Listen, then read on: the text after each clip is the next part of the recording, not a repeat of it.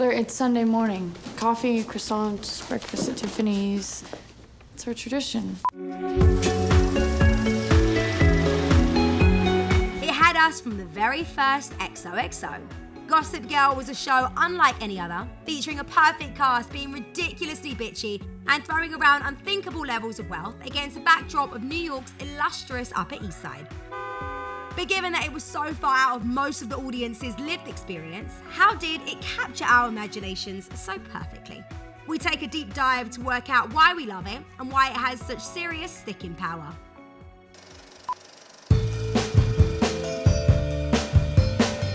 The girls on the Upper East Side had more money than they knew what to do with, and fantasy closets because of it. We loved the escapism that it allowed for. Only these queen bees were rich enough to rock Cartier watches with their school uniforms and wear Marchesa gowns to prom. Blair has more Oscar de la Renta in her closet than we can comprehend, and a vast collection of headbands that she was somehow able to employ to represent any of her moods. The only bow Bee had this summer is on her headband. And don't even get us started on the wedding dresses. From Lily's classic Vera Wang and Serena's Geordie Shore for couture, to Blair's iconic pale blue Ellie Saab. You look amazing. Bee, the dress is perfection. Well, a lifelong relationship with Ellie Saab does have its perks. This is exactly what the weddings of the supremely wealthy ought to look like, and we were just happy to be along for the ride. So many moments of the show bordered on the ridiculous, and that's a huge reason why we loved it.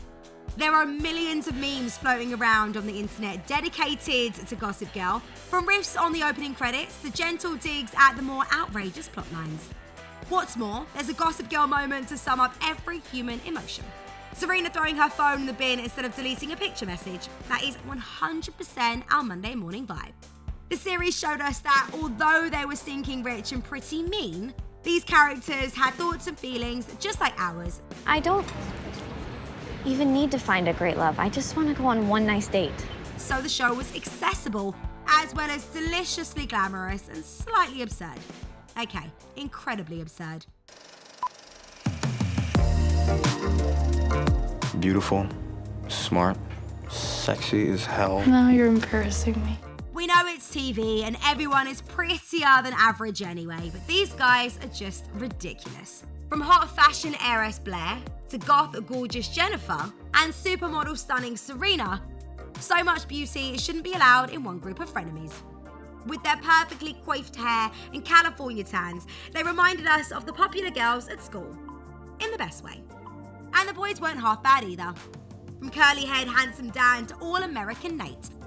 After all, what's high-octane escapism without an injection of eye candy? The book is a bestseller, and it has a built-in movie audience. Dan Humphrey, he's a really good writer. Gossip Girl's Upper East Side Elite was a closed circuit, exclusive club, which naturally means everyone wanted in on the hype. As a result, the show featured a glittering roster of celebs and starlets. We got to see bit parts acted by Tyra Banks, Liz Hurley, and Hilary Duff, plus megastars such as Lady Gaga, Carly Kloss, Gwen Stefani, and Cyndi Lauper all played themselves. Cyndi Lauper? Fashion designers Diane von Furstenberg, Vera Wang, and Tory Burch cropped up too. Like we said, glittering. It was super cool to know that our favourite famous folk loved the show as much as we did.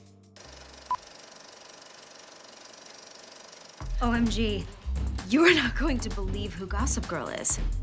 Very few shows keep us guessing in the way Gossip Girl did. It was a delicious enigma right to the end.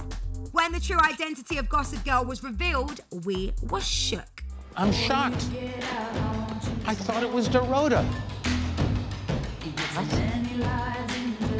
Seriously?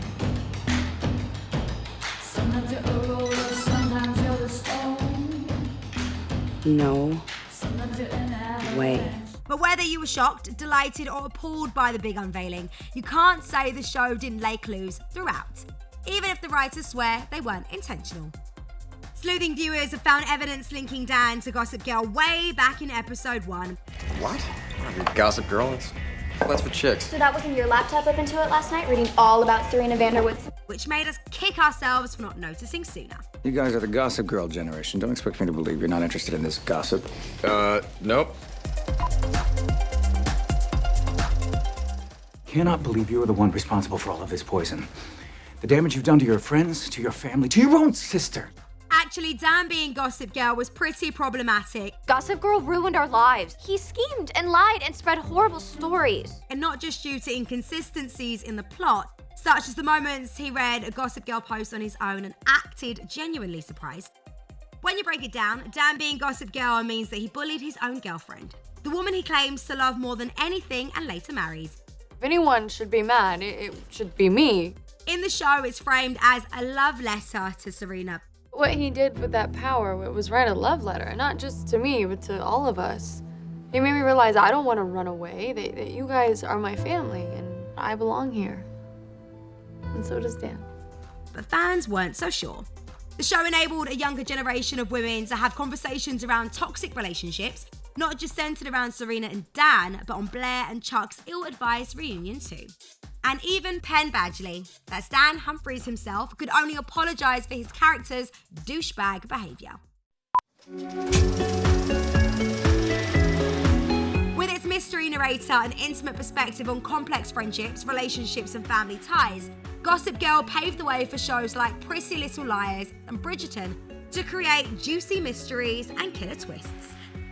It was an era-defining TV moment of the late 2000s, early 2010s, a show that proved formative for everyone of a certain age. Whether you're still sharing or making GG memes or signing off texts to your bestie with XOXO, it's highly likely if you watched it, the show continues to have an impact on you.